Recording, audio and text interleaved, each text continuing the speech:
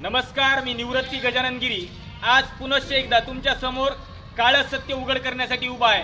तुम्ही जे माझ्या पाठीमागे इमारत पाहताय ती इमारत आहे हयातनगर येथील जिल्हा परिषद प्रशालेची। ही जिल्हा परिषद प्रशाला जी हिंगोली जिल्ह्याच्या जिल्हा परिषद अंतर्गत येते आणि या हिंगोली जिल्हा परिषद अंतर्गत येणाऱ्या या जिल्हा परिषद प्रशालेची तुम्ही अवस्था पाहू शकता।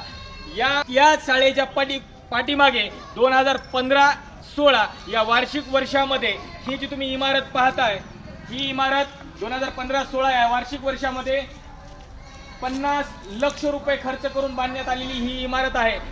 एवढ्या चांगल्या प्रकारची लोकांना आजच्या घडीला राहायला घरे नाहीयेत, पण 2015-16 या काळामध्ये जिल्हा परिषदेने 50 लाख रुपयांचा निधी खर्च करून ही इमारत लेकरांच्या भविष्यासाठी, लेकरांच्या विकासासाठी आणि लेकरांच्या शिक्षणासाठी बांधली होती। विचार करा, ह्याच इमारतीत एकेकाळी लेकरांना ज्ञानदानाचं काम होत होतं। आज तीच इमारत दारू पिण्याचं एक प्रमुख आकर्षण स्थान पाहिली आहे। तुम्ही पाहू शकता माझ्या पायाखाली काही दारूच्या बाटल्या आल्यात। समोर आणखी वाईट परिस्थिती या शाळेची झालेली आहे। तुम्ही या इमारतीची आता देखील बांधकामाची अवस्था पाहू शकता। एकदम मजबूत प्रकारची इमारत बांधलेली आहे।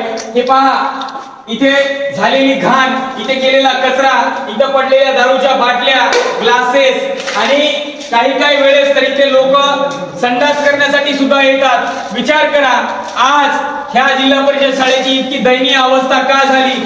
जर ग्रामपंचायतने या जागेच्या विकासासाठी किंवा काही अत्यावश्यक गोष्टीसाठी जर इथे ग्रामपंचायतच्या मंजुरीने जर काही निर्णय घेतला तर तो अवश्य घेता येऊ शकतो।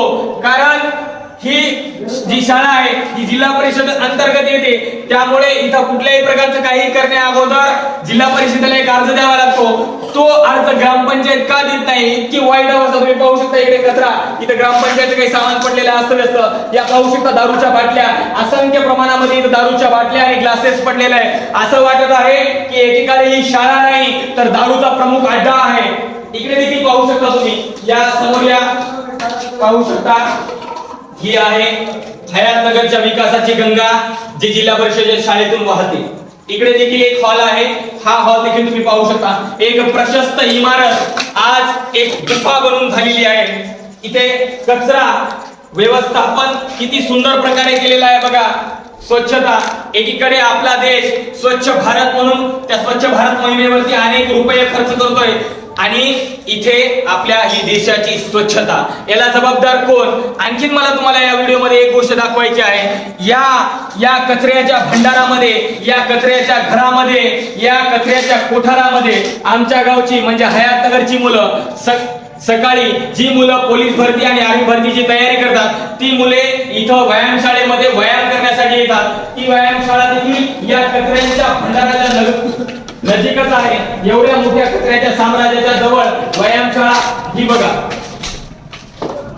इथे खूप घाणेरडे मच्छर झालेले आहेत, ज्यापासून डेंग्यू आणि मलेरिया यासारख्या बिमाऱ्या उत्पन्न होऊ शकतात। जर भविष्यात इथे व्यायामाला येणाऱ्या एखाद्या विद्यार्थ्याला किंवा एखाद्या भरती सैनिकाला जे आपल्या सैन्य दलामध्ये समाविष्ट होणार आहेत त्यांना डेंग्यू किंवा मलेरिया झाला तर याचा जबाबदार कोण? माझी शासनाला विनंती आहे की हा व्हिडिओ आम्हाला फक्त तुम्हाला हयातनगरच्या जिल्हा परिषद शाळेची परिस्थिती दाखवण्यासाठीचा होता। लवकरात लवकर या परिस्थितीवर तुम्ही काहीतरी एक उपाय काढतील आणि या इथलच्या कचरा व्यवस्थापन आणि या जिल्हा परिषद शाळेला एक प्रशस्त आणि स्वच्छ इमारत बनवून देतील, हीच अपेक्षा।